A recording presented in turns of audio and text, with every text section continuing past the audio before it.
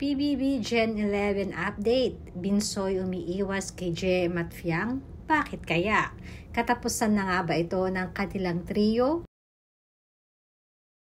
Recent update tayo para sa day 68 ng Gen 11 sa loob ng bahay ni Kuya. At isa talagang mainit na pinag-uusapan ngayon ay ang team up ni na Fiang, Binsoy at JM.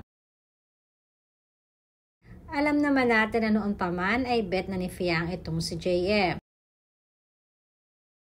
Subalit marami din ang nalilito dahil madalas nabanggitin ni JM na best friends lang sila ni Fiang.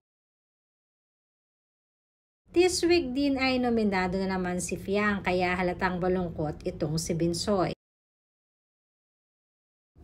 Ayon din kay Binsoy ay malulungkot siya ng sobra pag nawala si Fiang sa loob ng bahay ni Kuya. Samantalang nararamdaman nga ni Binsoy na parang hindi na tulad ng dati ang closest nilang tatlo ni na Fiang at JM. Minsan nga ay na-out of place na itong si Binsoy, kaya naman minamabuti na lamang niyang lumayo kay Fiang.